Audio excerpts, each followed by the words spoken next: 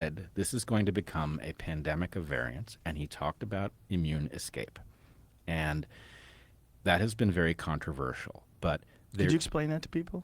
sure, what he argued, and let's just say, Could you explain who he is too? sure, he is a immunobiologist. His training is veterinary. He has training in the relevant area of vaccination technology. He was a guest on Dark Horse. People can look up my discussion with him.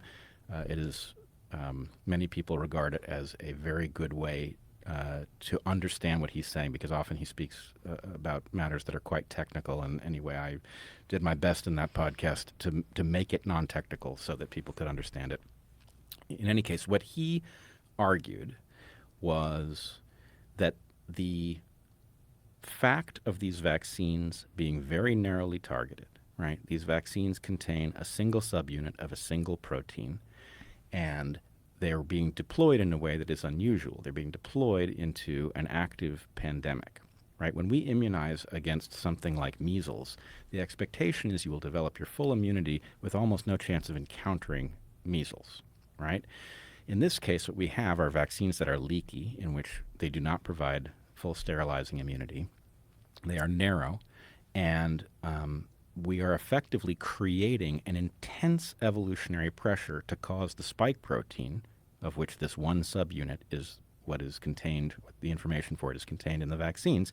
We are putting intense evolutionary pressure on it to change so that the antibodies and other immune cell recognition mechanisms that are trained by the vaccines are incapable of finding the pathogen when it gets in. This is what causes a breakthrough case, is that the immunity that's been created is evaded by the pathogen, and if the pathogen changes, that is more likely. And so what he said was, if you vaccinate into an active pandemic with vaccines like this, what you will get is a evolutionary pressure for a radiation of variants, an evolutionary radiation of different molecular signatures, changes in the spike protein, that will then cause the vaccines to be less and less effective at producing immunity, which is exactly what we see. So he predicted this Absolutely. He did predict it. accurately. Accurately predicted it. Now, is every component of his model correct? That's a much harder question to answer. But what I would say is, any time somebody succeeds in predicting better than the so-called experts, you want to know how they did it. And he was making absolute evolutionary sense, right? His concerns were very well honed, and he was making sense, and then the world that he predicted emerged.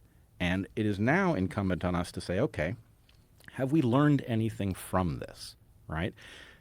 Do the vaccines need to be modified such that they don't produce this effect? There are conceivable ways you could do that, right? But if we don't do it, if we just say, well, more of the same, have a booster of the same thing, it's not going to solve the problem. So in effect, what I would say is these vaccines are a spectacular achievement, but they are a prototype, right? They have achieved something that had never been done before. Technologically, that's remarkable, but they were not ready for prime time, and they have failed to produce lasting immunity. They have produced very narrow immunity. It does not compare to the natural immunity that people get from having had and beaten the disease. And what's more, we have learned an awful lot about how the disease can be managed so it's much less lethal, right? That combination suggests that we need a rethinking of our approach. And, it is impossible to prove, but based on what people who have successfully treated the disease and have successfully predicted events like the proliferation of variants are telling us, it does seem that we now have the tools at our disposal to manage this crisis and do away with it, which I don't know why we don't do that, but it is at least worth noting that were we to successfully manage it, it would interrupt a huge flow of revenue into this brand new pharma market. Is that the reason that we don't do it? I don't know. But we, the public, need to recognize our interests are not being served by the public health apparatus. It is making errors that it doesn't need to make, and that has implications for all of our individual health and our collective well-being that require a rethink.